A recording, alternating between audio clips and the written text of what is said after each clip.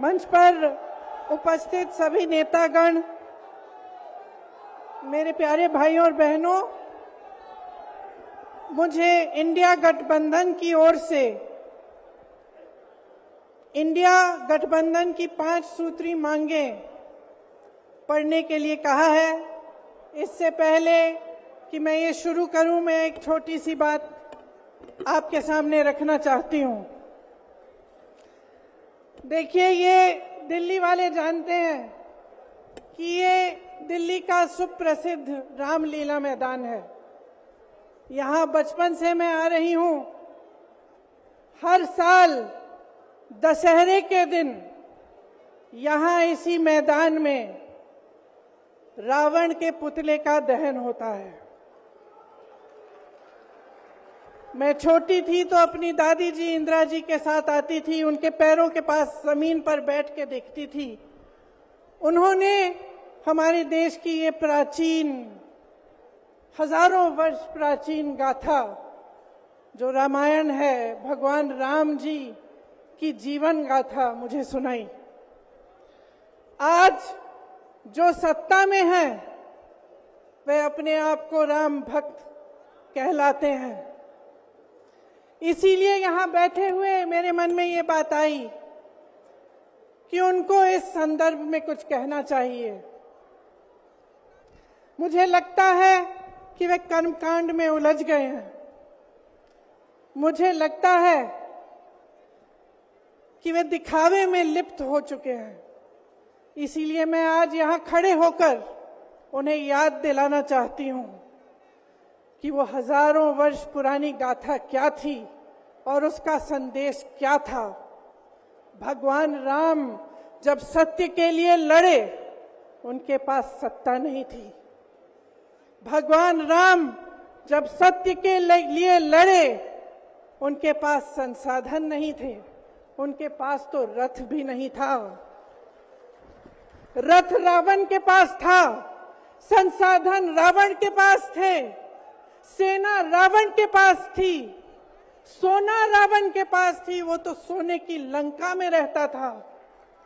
भगवान राम के पास सत्य था, आशा थी, आस्था थी, प्रेम था, परोपकार था, विनय था, धीरज था, साहस था और भगवान राम के पास सत्य था। मैं सत्ता में बैठे हुए सरकार के जितने भी सदस्य हैं, अपने प्रधानमंत्री नरेंद्र मोदी जी को याद दिलाना चाहती हूं कि इस जीवन राम भगवान के जीवन गाथा का क्या संदेश था।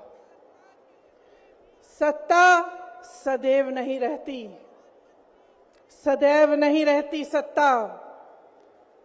सत्ता आती है, जाती है, अहंकार चूर चूर होता है एक दिन।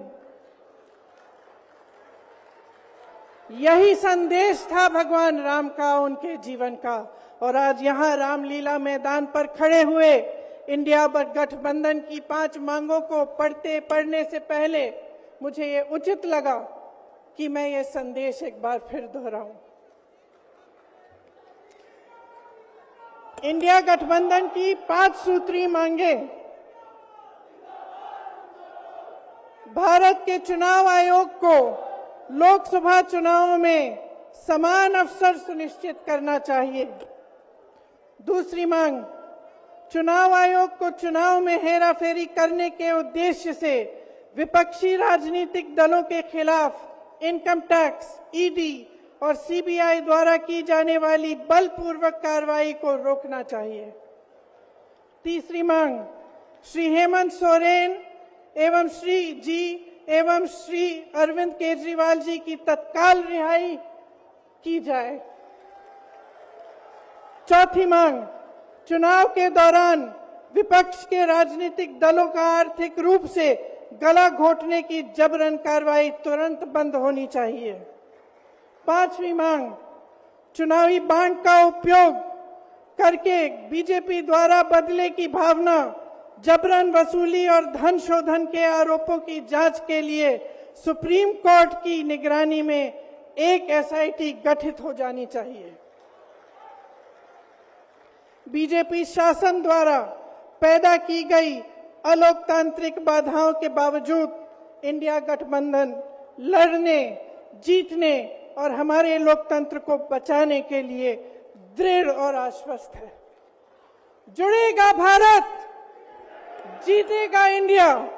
एक बार मेरे साथ कहिए, जुड़ेगा भारत, जुड़ेगा भारत, जुड़ेगा भारत। धन्यवाद। जय हिंद।